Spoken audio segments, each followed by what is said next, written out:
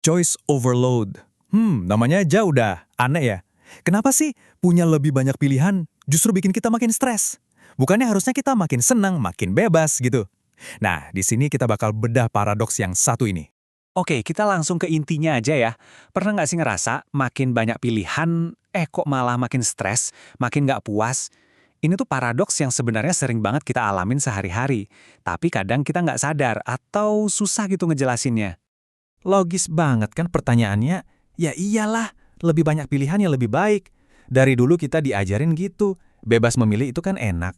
Punya 100 pilihan, jelas lebih keren daripada cuma punya 2 dong. Tapi, beneran gitu ya? Nah, ayo kita masuk ke bagian pertama, yang saya sebut logika yang salah. Ternyata nih, asumsi kita yang lebih banyak, lebih baik itu nggak selamanya bener loh. Apalagi kalau udah menyangkut cara otak kita kerja pas ngambil keputusan. Dan ini bukan cuma sekedar opini atau perasaan doang loh. Sains udah nunjukin kalau logika ini sering banget salah kaprah.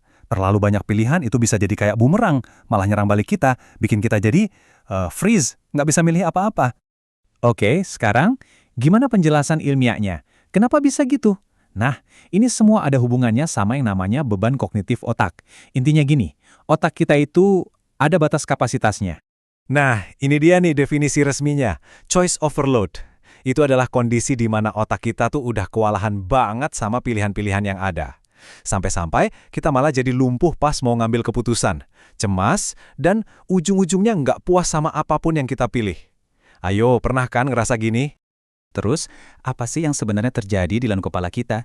Coba deh bayangin, pas dihadapin sama puluhan pilihan, otak kita tuh dipaksa kerja lembur. Dia harus bandingin lebih banyak opsi, mikirin lebih banyak kemungkinan, nimbang-nimbang lebih banyak resiko, dan yang paling parah nih, kita jadi takut banget salah pilih. Gila, capek banget kan? Oke, biar nggak cuma teori, ada loh satu studi klasik yang terkenal banget buat ngebuktiin ini semua. Yuk kita lihat eksperimen Slay yang legendaris ini. Settingnya simple banget. Jadi, para peneliti ini bikin 2 meja di supermarket. Meja pertama cuma nawarin 6 jenis selai. Sedangkan meja kedua, wah ini dia, nawarin 24 jenis selai. Nah, coba tebak, mana yang kira-kira lebih laku?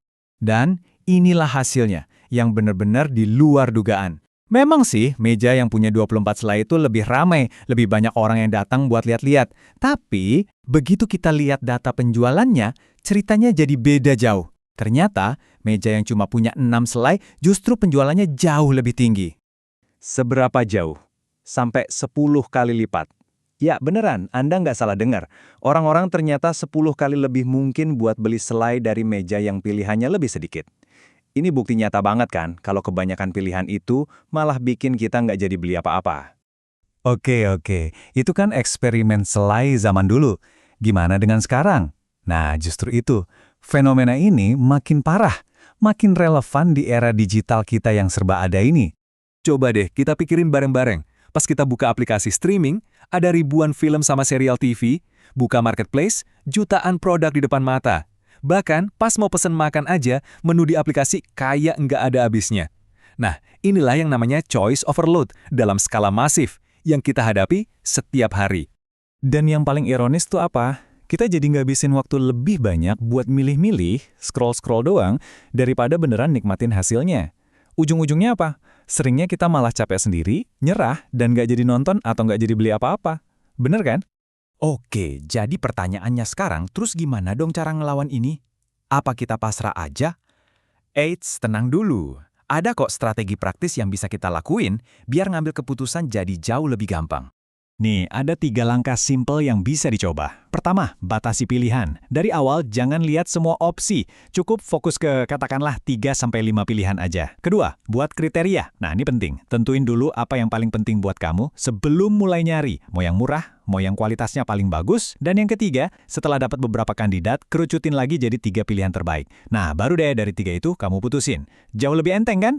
Jadi, kalau kamu pernah ngerasa pusing 7 keliling pas lagi milih film, milih makanan, atau milih apapun itu, ingat ya, itu bukan salah kamu. Itu bukan berarti kamu orangnya pelin-pelan. Ini murni, ya begitulah cara otak kita bekerja. Ada batasnya. Nah, sebagai penutup, saya pengen nanya ke kalian. Di momen apa sih kamu paling sering rasa kejebak dalam choice overload? Pas milih tontonan, pas nyari tempat makan di aplikasi, atau mungkin pas lagi belanja online? Coba deh direnungin, karena ngerti kapan kita paling sering ngalamin ini, itu udah langkah pertama buat ngatasinnya.